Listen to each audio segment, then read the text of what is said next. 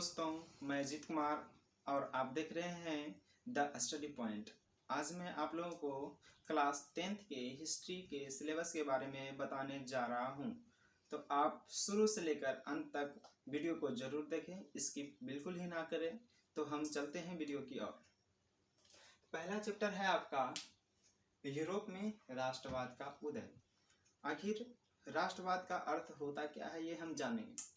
राष्ट्रवाद का मतलब होता है कि राष्ट्र के प्रति प्रेम की भावना जागृत होना।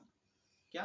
राष्ट्र के प्रति प्रेम की भावना का जागृत होना, यानी समझेंगे जैसे मान लेते हैं भारत में जितने भी लोग हैं उनके बीच, उनके मध्य क्या है?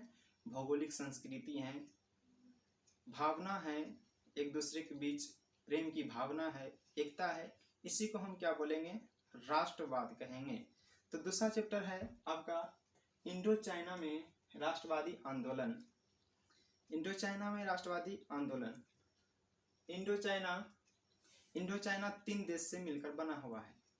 पहला आपका आ गया लाओस, दूसरा वियतनाम, तीसरा कंबोडिया। ये तीनों देश मिलकर आपका इंडो चाइना का निर्माण हुआ है।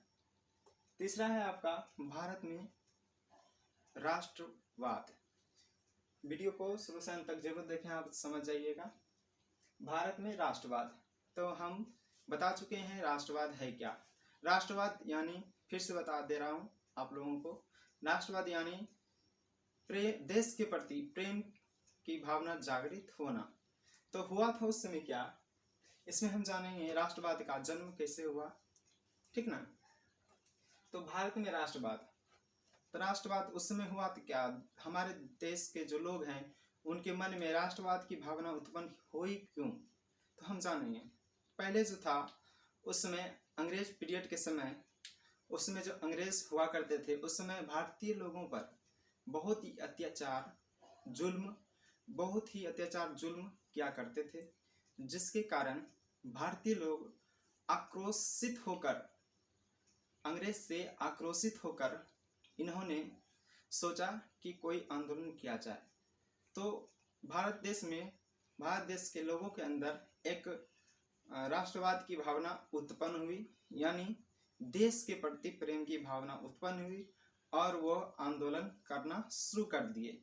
जैसे आंदोलन, असहयोग आंदोलन, खिलाफत आंदोलन, सविनय अवज्ञा आंदोलन, इसी प्रकार के कई प्रकार के आंदोलन इन्होंने स्टार्ट किया और अंग्रेज को भारत से भगा दिया। तो आपका है चौथा है भूमंडलीकृत विश्व का बनना। तो सबसे पहले हम जानेंगे भूमंडलीकृत है क्या।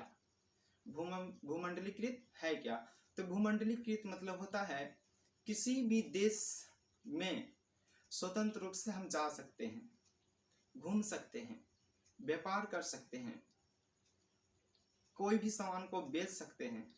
इसी को क्या बोलते हैं? भूमंडलीकृत। ठीक। आपका 5वां चैप्टर है औद्योगिकरण का युग। आखिर औद्योगिकरण का युग किसको कहते हैं? तो औद्योगिकरण का युग 1760 से लेकर के 1840 के बीच के युग को हम औद्योगिकरण का युग कहते हैं। तो औद्योगिकरण आखिर है क्या चीज, इसको हम जानेंगे। 1760 से पहले के लोग जो है हाथ यानी हाथ के द्वारा कोई भी वस्तु का क्या करते थे? निर्माण करते थे, यानी कोई भी वस्तु क्या करते थे? बनाते थे, ठीक ना। और 1760 और 1840 के बीच यानी उसके मध्य, जब मशीन और कई सारे तकनीकी का जब निर्माण हुआ, विकास हुआ, तभी से हमारा जो है ये औद्योगिकरण का युग कहलाने लगा। तो हम जानेंगे काम, आराम और जीवन के बारे में। काम, आराम, जीवन के बारे में उतना कोई ज़्यादा पॉइंट नहीं है, तो हम अगले क्लास में जब इसको पढ़ाएंगे तो उसके बारे में डिस्कस करेंगे, ठीक। 7वां है मुद्रा संस्कृति और आधुनिक दुनिया। मुद्रा संस्कृति और आधुनिक दुनिया, ठीक ना। तो इसके बारे में समझेंगे। इसमें बहुत सारे टॉपिक हैं, हम इसमें से एक टॉपिक को जानेंगे, सुलेखन के बारे में। इसमें सुलेखन के बारे में पढ़ेंगे, आखिर सुलेखन है क्या।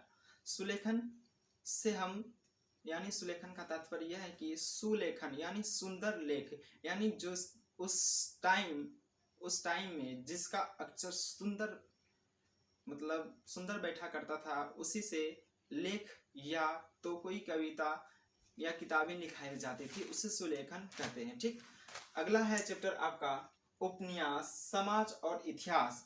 उपन्यास का मतलब होता है, समझाएंगे हम।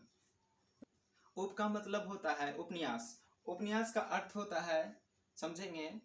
उप का मतलब होता है समीप, उप का मतलब समीप, और न्यास का मतलब होता है रखना।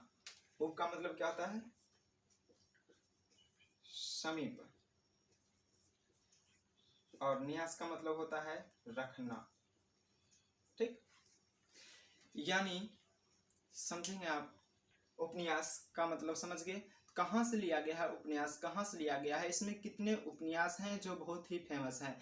तो आपका चैप्टर इसी प्रकार है, 8 चैप्टर है। तो आज मैं आप लोगों को सिलेबस बताया हूँ, तो इसी प्रकार मेरा वीडियो देखते रहें। तो चलिए ठीक है, thank you, bye bye, see you.